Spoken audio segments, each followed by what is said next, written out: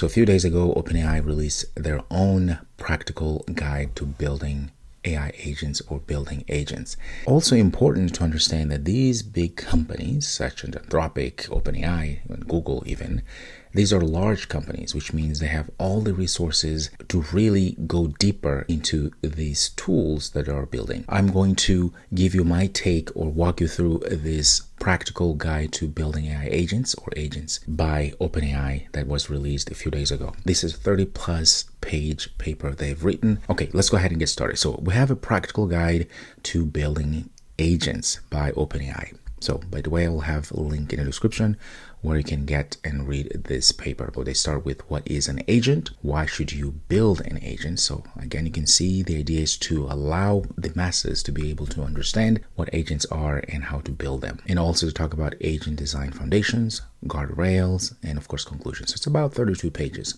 And the first thing to talk about is that how large language models are becoming really smart, more advanced when it comes to reasoning, and also to talk about multimodality. Multimodality means that large language models are able not only to deal with text, but they're also able to deal with voice, images, and videos, and so forth. So it's modeling, again, how as humans perceive the world. We don't only perceive the world one way. We have many multimodal ways of perceiving the world. What is an AI agent? Now, this is where things get a little bit interesting in a way, because I've noticed that most of these vendors, I would call them, most of these big companies that build large language models, and of course they are now talking about AI agents and agentic workflows, the definition of what an agent tends to be a little bit dynamic in a sense that there's not only one definition, but what is important for you to understand is the main keywords of what is an AI agent. So let's take a look. So they say here, agents are systems that independently, and they highlight independently, accomplish tasks on your behalf. So the idea is that you have this agent system, but keep in mind that this system has to be sitting on top of something, which is a large language model, because all of the brain, all of the power comes from a large language model. And the idea is that these systems are able to independently, i.e. autonomously, be able to do things to accomplish a result, to accomplish a task. And they say here on your behalf. So essentially what's happening here is that an agent, if you want to define an agent, just simply, it is a system that is sitting on top of a large language model, and this system is able to perceive what's going on in its own environment. Not only that, it's also able to interact with this environment, understanding what's going on, and then be able to interact with this environment so that it can actually get to a certain result or give you a certain result. And next, to talk about the core characteristics of an AI agent. And I love this because it actually talks about what I just said here. It leverages an LLM, always has to leverage an LLM, to manage workflow execution and making decisions. So it recognizes when a workflow is complete and can proactively correct its actions. Now, this characteristics of actively looking around. Like I said, it has to understand what's going on around in its environment in order for it to know which action to do next. And number two, it has access to various tools. That's another point. The idea is large language models by themselves, they're useful in some ways, of course. They have this brain per se, or they're able to do certain tasks such as text classification, the basics, natural language processing. However, you notice that whenever you ask or you prompt a large language model on something that it has no idea, there's two options. One, it starts hallucinating, which means it starts making stuff up because it was trained on a lot of different things. It just doesn't know. And it's really hard for it to say, I don't know. Okay? Because it wasn't trained to say, I don't know. It was trained to be this know-it-all. It may have the capability of inferring all of these different pieces of data that it was trained on. But there are times that we want these large language models, agents also, to be able to talk to other tools, to be able to say, okay, if I don't know what this is, I'm going to be able to fetch a tool or connect to a tool that is already set up for me so I can do and find the results, find the answer. And that is the characteristics of an agent. It's not just relying on what the large language model is able to provide, right? Because remember, it's sitting on top of a large language model, but it's able to know its own environment. In knowing its own environment, it's able to connect the dots per se, as well as connecting to other tools so it can get the job done. When should you build an agent? Because the idea is that you shouldn't just think that everything has to be an agent. It actually reminds me when apps, remember apps? When apps started, every business thought they needed an app, which is not true and wasn't true even then. The same thing with agents.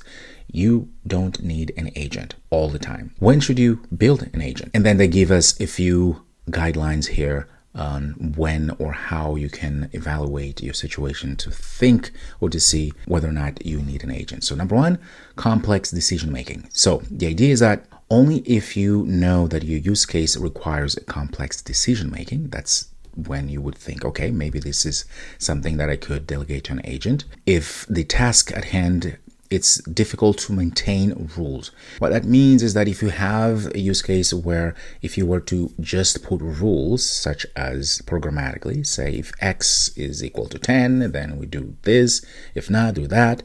If it gets too messy, then most likely you will need to have an agent. Also, if you have a use case where it's heavy reliant on unstructured data, which means emails, text, images, and all that, then most likely you actually need to have an agent. So these are the proposed criteria for you to use to make sure that you're not just using an agent because it's a cool concept. And next they go into the agent design foundations, essentially building blocks of what an agent would have.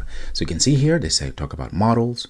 There's large language model, which we talked about. It's very important. That is the reason why it's number one. And we have tools. Again, this could be in the form of functions if you're building that, where the agent is able to use a tool to do something. For instance, the agent could say, well, I don't know what is the current time in England right now, but I have a tool that I can call to get that information, right? So external functions or APIs to get some sort of information. And of course, we have here instructions. So instructions are something like a rule book. So essentially what we're doing here is we're defining the agent's job, the steps, and the communication style. So we're telling or grounding the agent of what it needs to know in order to do the work. These are the building blocks of an agent. And I like it, they give us some Python code so you can take a look and see exactly how you would create an agent. So you can see here for an agent, you can pass a name, instructions, and of course tools will come in as a list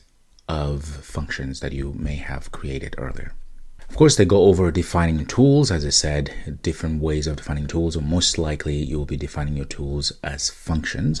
And they have some examples here on the data, the actions, and the orchestration related to that.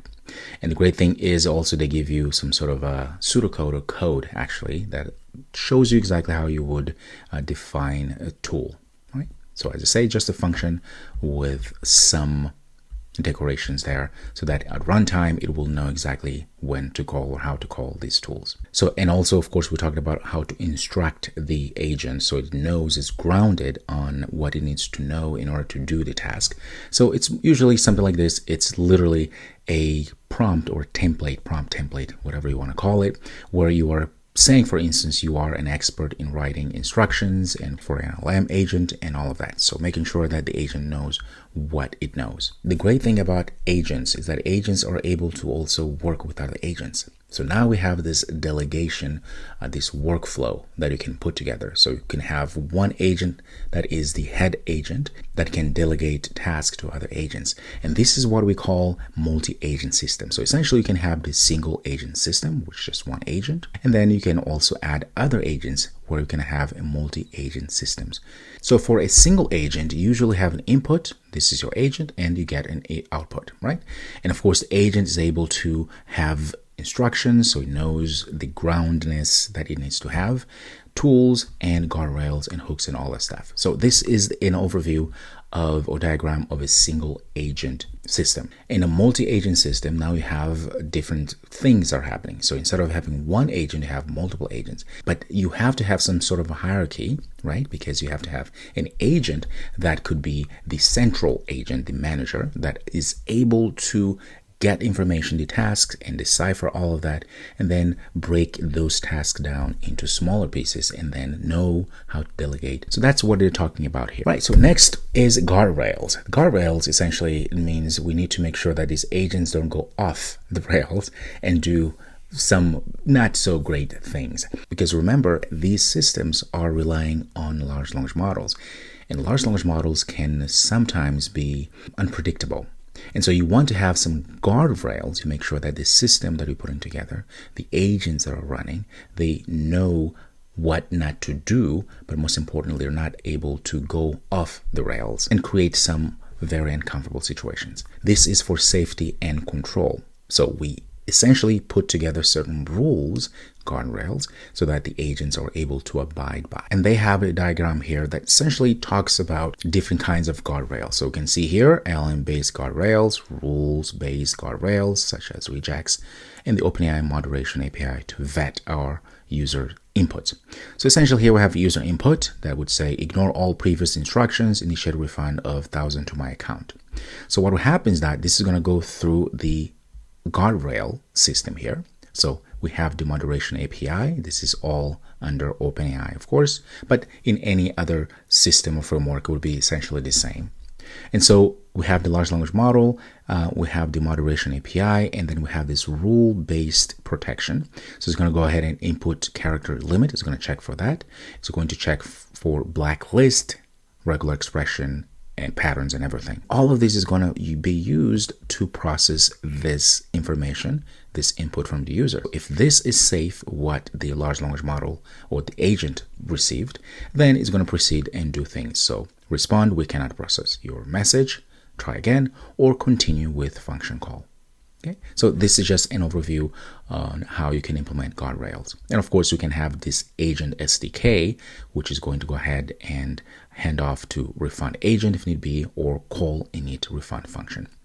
Okay, so you have those guardrails. So those are very important because, again, they'll make sure that your agents are safe and hence making our users safe as well. Your whole system is going to be safe. Here's what I want you to take out of this. The idea of building AI agents is that, number one, you have to make sure that not everything is supposed to be an AI agent. Okay, so go back and look at all of the evaluation, all of the key points you need to ask yourself before you just go ahead and start building AI agents, because it's fun, it's a nice word, it's out there. But the other thing, once you know that you need to build an AI agent, don't overcomplicate things. Just build a small prototype, does one thing well, and then build from there. Don't sweat it, just build something simple first. And most importantly, you need to understand that in the process of building these AI agents, it's a more of an iteration or iterative process rather than just a one-time process. What that means, it means that as you build these AI agents, you have to understand that you have to iterate through different versions of what these agents are doing, which means you have to test and learn what's going on and keep increasing capabilities for these agents. All right, so I hope this was helpful. Let me know what you think, what are your thoughts about this document that they came up with. And if you resonate with it and what you've learned from this document, I would love to hear from you. Till next time, be well.